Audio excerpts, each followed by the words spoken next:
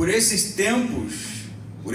tempos, a Universidade Hebraica de Jerusalém descobriu 110 páginas de um tratado de Einstein sobre o seu trabalho, em específico a teoria do todo, que ficou conhecido por conta do filme A Teoria de Tudo. Quem assistiu o filme, que é sobre a vida de Stephen Hawking, um astrofísico, né?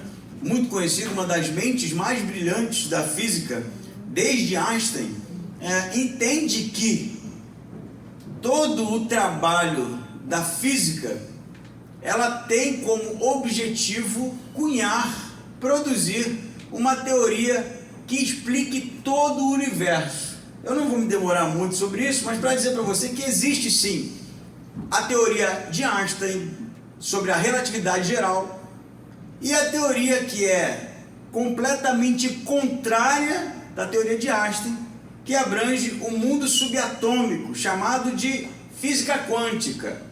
São opostos porque, a princípio, funcionam de maneira completamente contrária.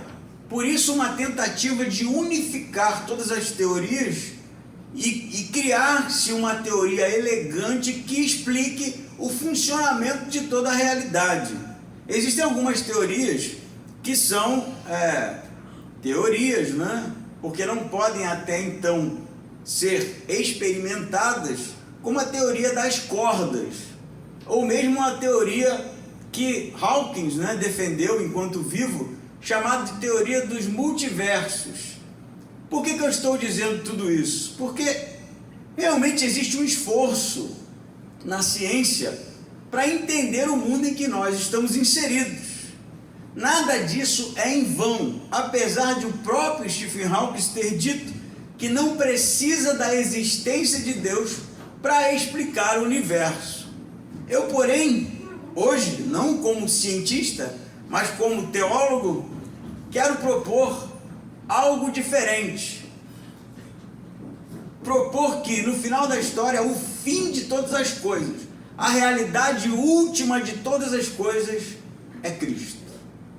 No dia em que o homem conseguir ultrapassar os limites, ultrapassar as barreiras e chegar, enfim, à partícula final, ao elemento básico, aquilo que é basilar na constituição de todos os seres, de todo o universo, de todos os astros, se deparará com Cristo. É isso que o apóstolo Paulo maravilhosamente nos convida a ler nesse momento em Colossenses, capítulo 1, versículo 15. Vamos ler? Diz assim: Ele é a imagem do Deus invisível, o primogênito sobre toda a criação, porque nele foram criadas todas as coisas, nos céus e na terra, as visíveis e as invisíveis, sejam tronos, sejam dominações, sejam principados, sejam poderes. Tudo foi criado por ele e para ele. Ele existe antes de todas as coisas, e nele tudo subsiste. Ele também é o cabeça do corpo, que é a igreja. É o princípio, o primogênito dentre os mortos, para que em tudo tenha o primeiro lugar. Porque foi da vontade de Deus que nele habitasse toda a plenitude, e havendo feito a paz pelo sangue da sua cruz, por meio dele reconciliar-se consigo mesmo todas as coisas, tanto as que estão na terra como as que estão no céu. Até o versículo 20, o 21 ao 23 vai ser provavelmente o trecho que nós vamos estudar semana que vem. Por que de 15 ao 20? Se você estudar a carta de Paulo aos Colossenses, você vai perceber que tem uma introdução, como nós vimos semana passada. Ele desenvolve uma saudação, um desejo, né, de crescimento dos cristãos em Colossos, o conhecimento que ele tem da fé, do amor e da esperança daqueles crentes. E no versículo 9, ele introduz o que é, na verdade, defendido por quase todos os teólogos e comentaristas, um cântico, que é justamente essa porção que nós lemos. Não um cântico como nós, na verdade, cantamos hoje, mas um hino que provavelmente já era do conhecimento de Paulo, e ele teria então aperfeiçoado ou mudado para o seu fim, ou mesmo teria ele composto este hino, porque na verdade seria muita coincidência Paulo encontrar um hino que justamente iria permear toda a sua carta. Há uma discussão sobre se este hino, esta porção de exaltação a Cristo, é da composição de Paulo, ou se é algo que ele pegou e alterou para uma finalidade que era justamente a sua carta. O ponto é que nós vimos semana passada, em específico no versículo 13, que ele, depois de saudar e dizer quais eram os desejos, do seu coração quanto à igreja de Colossos, no versículo 13 ele introduz a Cristo. Ele vai dizer que ele nos tirou do domínio das trevas, nos transportou para o reino do seu Filho amado, Deus, em quem nós temos a redenção, isto é, o perdão dos pecados. E agora ele começa a falar sobre quem é este Cristo, quem é este Jesus que nos tirou de uma cegueira espiritual e que nos abriu os olhos, nos mostrando o seu reino, o reino de luz, através dos perdões do pecado. E é aí que começa a nossa viagem aqui. Eu já posso dizer para você, a princípio, que eu estou muito empolgado. Isso pode ser bom, como também pode ser ruim. Mas o texto já começa no versículo 15 com algo que é, assim, grandiosíssimo. Ele vai dizer, Paulo, que Jesus é a imagem do Deus invisível. Só aí já teria assunto para livros e livros e livros sobre o que é que Paulo está dizendo aqui. Por que Jesus seria a imagem de algo que é invisível, Deus? Por que invisível? Na verdade, a própria Bíblia fala de Deus como um ser espiritual, não físico, cuja face ninguém até então havia visto. Não houve quem no Antigo Testamento visse Deus face a face, a não ser, em alguns casos, a manifestação de Deus através do seu anjo, e é assim que é descrito. Mas ver Deus face a face, ninguém até então o fez. E Paulo vai começar dizendo que Jesus é a imagem daquele Deus que é invisível. Isso é, tudo que se pode conhecer de Deus se manifesta na pessoa de Cristo. Tudo que se pode conhecer do ser criador de todas as coisas, que criou não só o homem, não só o planeta, mas criou todo o universo, todo o cosmos, é manifesto, revelado na pessoa de Jesus. Os eruditos vão dizer que Paulo tem em mente aqui a própria a narrativa da criação do homem, porque diz em Gênesis que Deus fez o homem à sua imagem.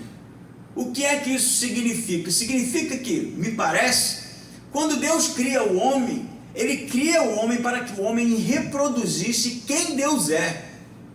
Mas o homem cai, e essa imagem fica arranhada. Hoje, nós dizemos teologicamente, com base nos textos do Novo Testamento, do Antigo, que o homem, de fato, ele é a semelhança, imagem e semelhança de Deus, mas por causa da queda nós distorcemos essa semelhança que temos com Deus.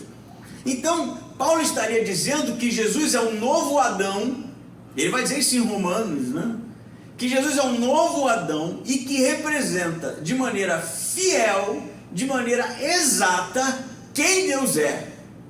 E aí, interessantemente, se você for no grego, e estudar o que significa a palavra imagem, ela vem do grego eikon, e a imagem não é como, por exemplo, uma xerox mal definida, ou uma imagem em má resolução.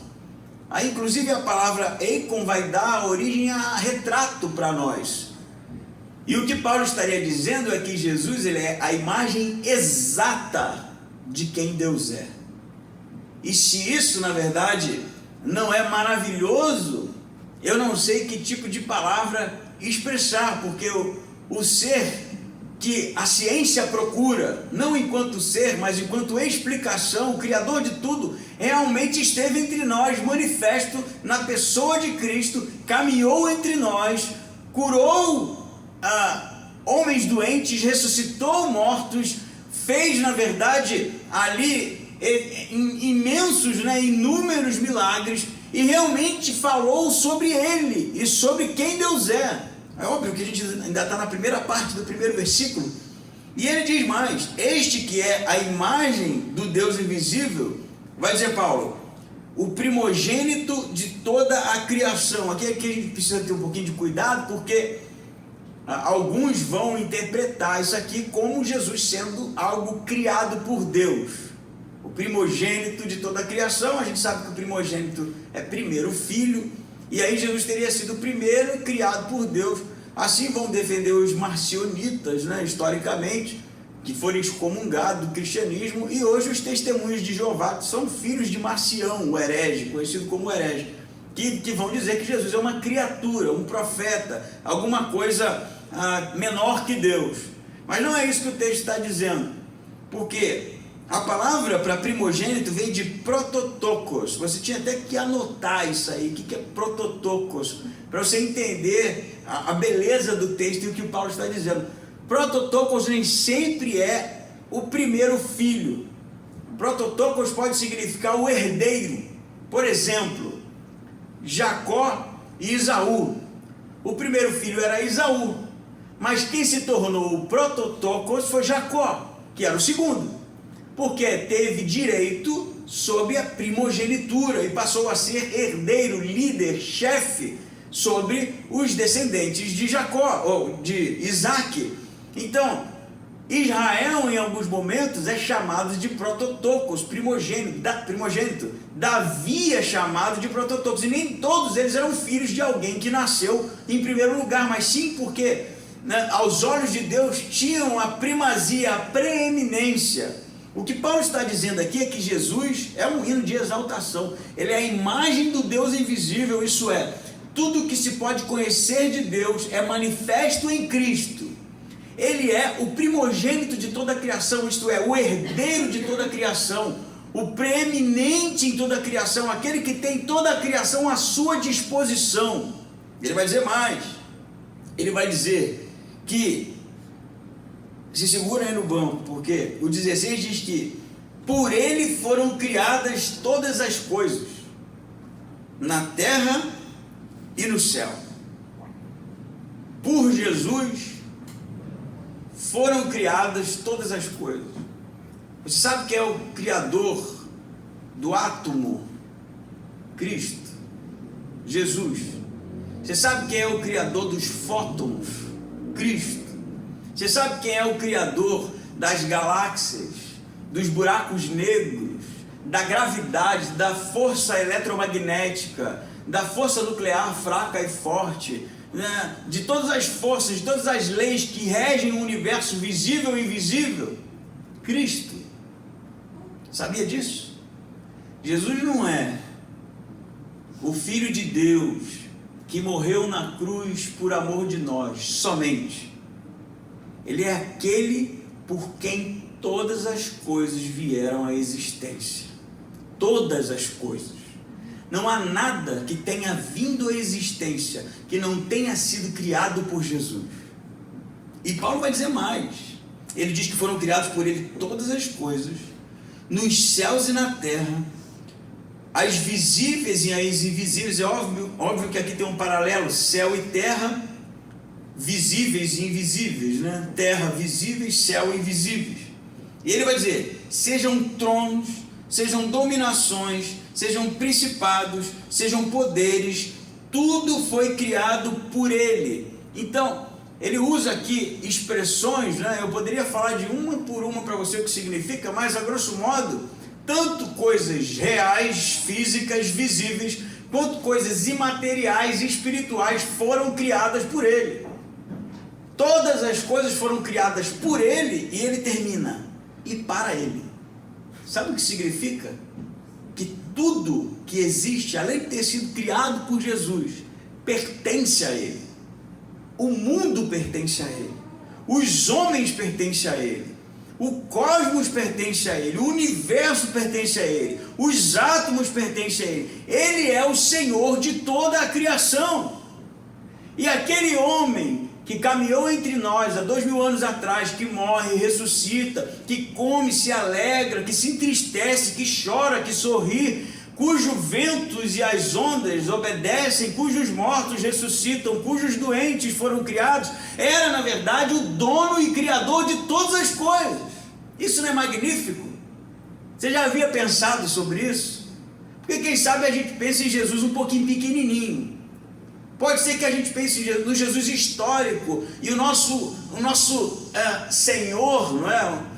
Que está ali envolvido na ideia do cristianismo e do evangelho e da revelação de quem Jesus é, sonha alguma coisa assim, bonita, que até exige um pouco de fé, mas acaba sendo menor do que realmente é. O que é que Paulo está querendo fazer aqui com os colossenses? Fazer com que eles entendam quem realmente é o Cristo que eles creem. Não é pouca coisa, mas não é mesmo pouca coisa. É o que de mais grandioso, imponente, se posso dizer, poderoso se pode conhecer, que morreu naquela cruz porque quis morrer. Poderia não ter morrido, gente, poderia ter feito outra coisa, ele pode fazer o que ele quiser, inclusive, mas ele decidiu assim.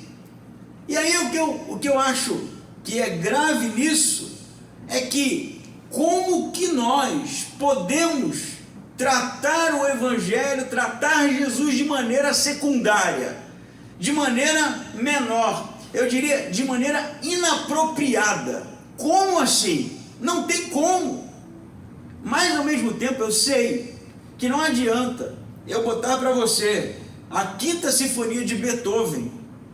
Senta aqui, escuta isso aqui, olha que lindo, perceba como ele arranjou as cordas, como a harmonia é complexa, perceba as modulações, percebam os graus. Pode ser que você esteja achando tudo isso enfadonho, e embora a Quinta Sinfonia de Beethoven seja um exemplo de algo maravilhoso, para você não diz nada, sabe isso? Não adianta eu lhe explicar o que é a Quinta Sinfonia de Beethoven, se aquilo não lhe tocar.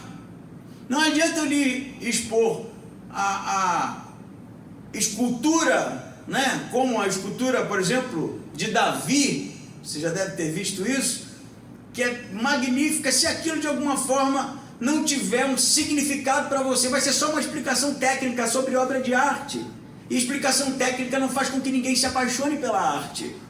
E aí é que está, o grande X da questão é que não adianta nada eu lhe explicar tudo isso, Paulo escrever tudo isso, se não houver um encantamento da nossa parte para com o Cristo antes, se não tiver um entendimento de que esse Senhor do cosmos foi aquele que morreu por mim, que deu a vida por mim, que me amou, que me aceitou.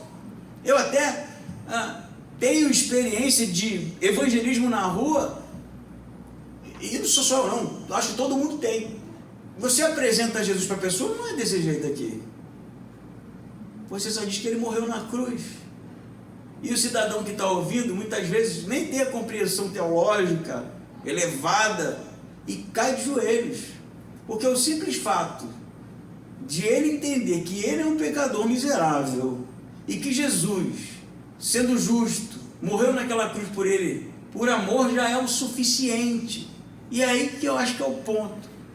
Porque se essa ficha já caiu, e esse que me amou e me aceitou, o justo, morreu no meu lugar, é o meu Senhor, saber quem Ele é agora, só enche meus olhos de lágrima, só faz com que eu sorria a cada segundo, por saber quem Ele é de verdade, que eu não sabia.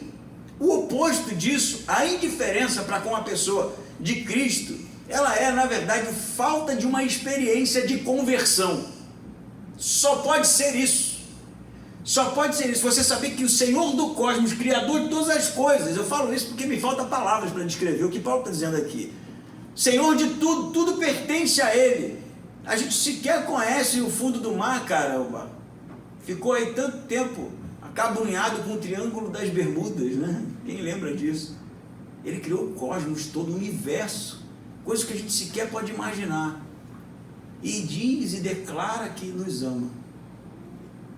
Caramba, que maravilha.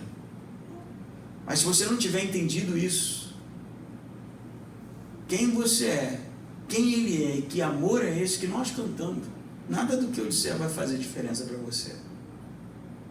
Nada do que eu disser vai fazer diferença para você. Por isso que, se você entende o senhorio de Cristo, a supremacia de Cristo, quem Ele é, você vai persegui-lo inesgotavelmente. Sabia disso?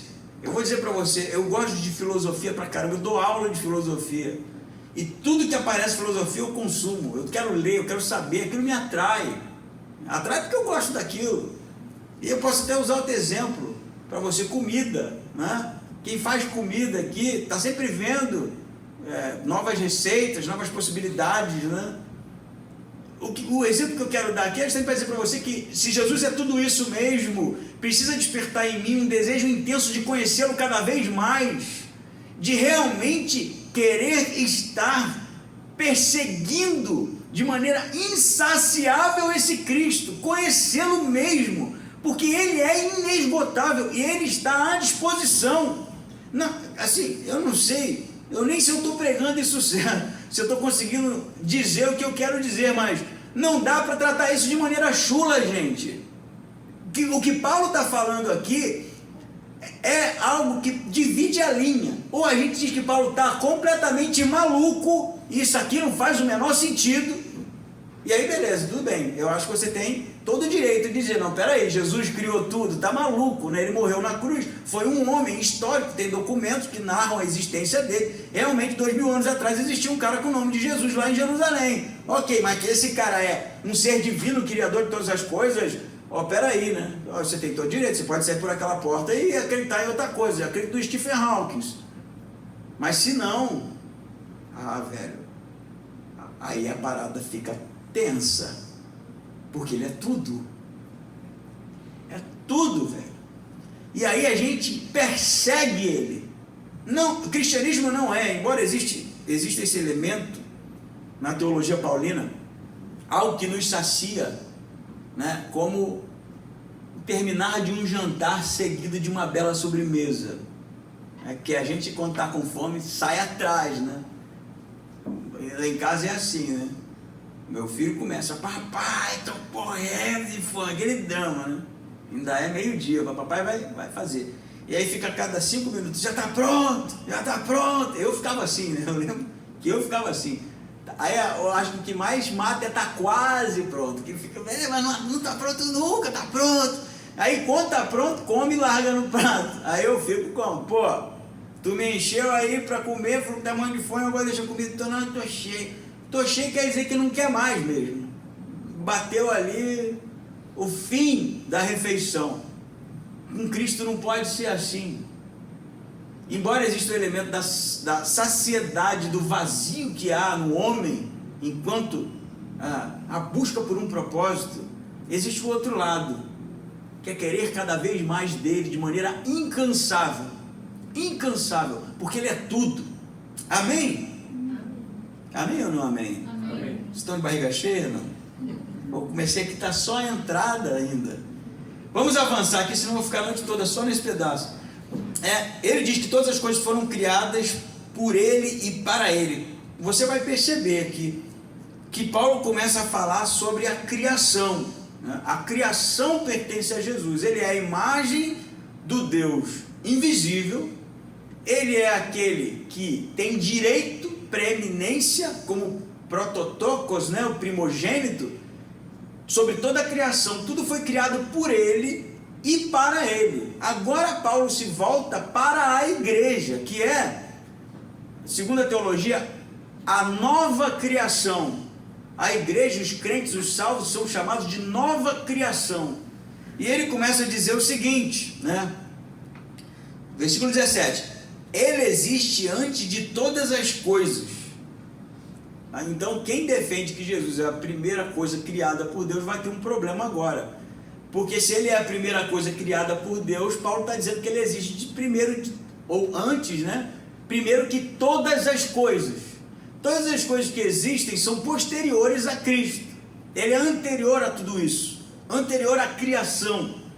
Ele existe antes de todas as coisas, e nele e nele tudo subsiste. Olha só isso aqui, gente. A palavra subsiste aqui vem do grego synesteken, e significa que é mantido por ele.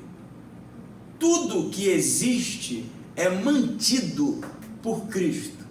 Sem Cristo, os planetas sairiam voando no caos.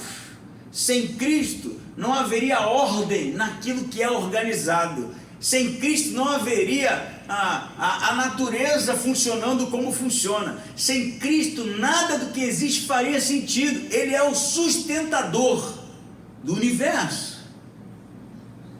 Esse é o Cristo que você crê, que eu creio. Ele é antes de todas as coisas. Antes de Adão e de Eva, antes de todas as coisas, porque a sua natureza é eterna, e Paulo vai dizer isso aqui. E é ele quem sustenta tudo. Todo o universo é sustentado por Jesus. Ele vai dizer mais, essa sustentação, né, esse synesteken, que Paulo usa aqui, vai se aplicar à igreja, porque ele fala no 18, ele também é a cabeça do corpo, que é a igreja. O que significa? Essa metáfora, cabeça-corpo, é usada por Paulo em Coríntios, em Efésios, como Jesus sendo o líder da igreja. E o líder da igreja não quer dizer que ele é o líder de um grupo, quer dizer que ele é o líder da igreja universal, de todos os santos, todos os crentes, todos os salvos. Eles são justamente aqueles que olham para Jesus como o que está à frente, o que avança. Há uma diferença do relacionamento de Jesus com a criação, não é? Como criador de tudo, e o relacionamento de Jesus com a igreja. O relacionamento de Jesus com a igreja é orgânico, é cabeça e corpo. Há ali eu diria, uma mutualidade. Em Efésios vai falar dessa forma, né? Ele é a cabeça justamente por ser o Senhor, por ser o líder, mas também por estar envolvido de maneira relacional com a igreja. Então, ele existe antes de todas as coisas, tudo subsiste por causa dele. Ele é o cabeça do corpo, que é a igreja, e ele vai dizer, é o princípio. Cara, se eu fosse ler para você, ou dizer para você o que eu li essa semana, tamanho dos conteúdos sobre isso aqui, eu acho que vocês iriam sair e me deixar falando sozinho aqui, porque a coisa é arrepiante. Ele é o princípio, e agora ele é o primogênito, para você ver como a palavra ela é usada aqui de maneira a elevá-lo, né? Ele é o primogênito dentre os mortos. O que isso significa, José? Que ele é o primeiro da ressurreição. A Bíblia não fala da ressurreição dos crentes, dos santos, que nós vamos ressurgir dos mortos um dia. Ele é o primeiro. Embora tenham acontecido na história do Antigo e do Novo Testamento pessoas que ressuscitaram dentre os mortos, não é isso que Paulo está falando. Fala da transformação que há no corpo, da glorificação que há no corpo para a vida eterna, para a eternidade. Jesus é o primeiro, é o sinal que inaugura a ressurreição dos santos, dos salvos. Jesus, ele é o dono, cabeça da igreja, é aquele que sustenta todas as coisas, ele é o primogênito dentre os mortos, ele é o sinal da ressurreição que de fato ela vai se dar, e ele vai dizer, para que em tudo tenha, o que está escrito aí? Primazia, primeiro lugar. A palavra no grego é proteuon, que quer dizer ser o primeiro. Ele é o primeiro da ressurreição dos mortos, ele é o cabeça da igreja, ele é o princípio, e Ele é o sustentador de todas as coisas. O que isso significa? Significa isso que ele está falando mesmo. A igreja, principalmente, precisa ser aquela que olha para Jesus como primeiro em tudo, porque Ele é o primeiro em tudo. A igreja precisa ser aquela que é mantida e alimentada por Ele o tempo todo. Sabe isso? O alimento, aquilo que você persegue, é Cristo, como por exemplo no Éden foi. Porque a gente fala do Éden de maneira parcial, mas no Éden diz que o homem comeu da árvore do conhecimento do bem e do mal e caiu, mas diz também que tinha uma outra árvore, a árvore da vida, não é isso? É uma metáfora. E em Apocalipse a árvore da vida é Cristo. Então o que acontecia no Éden era que o homem se alimentava, ou enquanto o homem se alimentava da árvore da vida, ele tinha vida eterna. No dia que ele abandonou a árvore da vida e começou a olhar para outra coisa, a árvore do conhecimento do bem e do mal, ele perdeu a vida eterna, ele caiu. O que é que Paulo está dizendo aqui? Que o mantenedor, o sustentador de tudo é Cristo, inclusive da igreja, que ele é o cabeça. Por isso que ele precisa ser para nós o primeiro em tudo, a primazia, a prioridade, ser o preeminente sobre a minha vida. Porque sobre a igreja, tudo bem, a igreja é o corpo de Cristo que ele está falando de maneira institucionalizada, eu posso dizer, mas é sobre a gente também. E aí a pergunta que eu falo para vocês: Jesus é o primeiro lugar em tudo na sua vida? É, porque para o universo ele é, para o sol, para as estrelas maiores que o sol, para os planetas, para os buracos negros, as galáxias, ele é, para os animais, para todo o universo ele é, e para você, e para mim. Ele é o primeiro em tudo. Ele é aquele que a gente prioriza em tudo. É aquele que a gente está de olho o tempo todo, se alimentando, buscando, perseguindo, sendo mantido. Porque se no primeiro lugar é necessário a gente entender quem Jesus é, no segundo momento é necessário a gente persegui-lo, no sentido de ser mantido por Ele, de querer estar com Ele o tempo todo, de querer com que Ele faça diferença na nossa vida o tempo todo. Ou é isso ou é nada. Ou é isso ou é nada. Você aqui dualista mesmo, porque não tem, depois que eu disse isso, você lê isso aqui, se é que a gente está entendendo a mesma coisa, e ele não ser o primeiro lugar, como Paulo está falando aqui, para que em tudo tenha a primazia. Ou Jesus é tudo na sua vida, ou nada. Entenda isso. Entenda isso. Ou ele é tudo na sua vida, ele é o divisor de águas na sua vida, ou não é nada, é religião, gente, é qualquer outra coisa vazia, vaga. Ele precisa ser realmente o centro da minha existência, a árvore da vida, que eu persigo, que eu me alimento, que eu sou nutrido o tempo todo. Precisa ser isso, não é menos que isso, porque Paulo não dá lugar aqui para a gente entender qualquer outra coisa menor que isso. Ele vai dizer mais, né? E aqui o 19 eu acho sensacional, que ele diz assim: porque foi da vontade de Deus que nele habitasse toda a plenitude. Rapaz, aqui tem uma coisa muito interessante, que por exemplo, eu vou voltar um pouquinho ao Antigo Testamento para a gente entender o que está sendo dito. Jesus, ele é, segundo Paulo, o lugar onde a manifestação plena de Deus se dá. Porque na história do Antigo Testamento, Deus se manifestava, né, no templo, não é isso? Era no templo, no Santo dos Santos, que Deus ali enchia aquele lugar e falava com os homens. A expressão aqui no grego é a mesma coisa. O que Paulo está dizendo aqui é que foi da vontade de Deus e da alegria de Deus deixar o templo, e era isso que Jesus estava falando o tempo todo, que o templo seria destruído, e se revelar e se manifestar em Cristo, em toda a sua pleroma, é a palavra no grego, toda a sua plenitude. Você sabe, cara, como pensar nesse tipo de coisa? A plenitude é o Deus todo, completo, gente. O Deus imensurável, incompreensível, estava manifesto de maneira plena em Cristo. Não é que Jesus não tem uma identidade, ele tem, ele é o Filho, mas se manifestou ali em Jesus tudo de Deus, tudo que se pode. Ele não estava limitado, como alguns falam, ele era Deus, mas estava limitado. Não estava limitado, ele era Deus mesmo, encarnado entre os homens, Deus, que conhecia todas as coisas, conhecedor, criador de todas as coisas, em Cristo. Entende isso? Como no templo. Não é que Jesus é templo de Deus, ele é Deus manifesto. O templo de Deus somos nós, templos do Espírito Santo, onde Deus habita.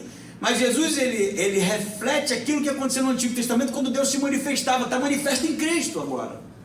Ele é a imagem do Deus visível, e nele está toda a plenitude de Deus. Olha que coisa maravilhosa. Então ele vai dizer, porque foi da vontade de Deus que nele habitasse toda a plenitude. E diz o 20. O 20 aqui é assunto para pano para manga. E havendo feito a paz pelo seu sangue da cruz, por meio dele reconciliasse consigo mesmo todas as coisas, tanto as que estão na terra como as que estão no céu. Olha isso aqui. Diz que Jesus, através da cruz, ele é a manifestação plena de Deus. Na cruz, ele reconciliou consigo todas as coisas. Tudo está reconciliado com Deus. Se houve um problema da parte dos homens em ofender a Deus, não tem mais. Percebe isso aqui? Isso é sutil, mas é grandioso. Deus não está com raiva de ninguém. Deus não está irado com ninguém. Deus trabalha para reconciliação. Está tudo reconciliado. Em Cristo na cruz está tudo reconciliado. E não é só o nosso problema com Deus. Porque quem tem um problema com Deus é o homem. Não é o Deus que tem um problema com o homem. É a gente que tem um problema com ele. É tudo. Porque Paulo vai dizer em Romanos que a própria criação está cativa por aquele que a cativou, o pecado. Ela sofre, ela geme. Está reconciliado.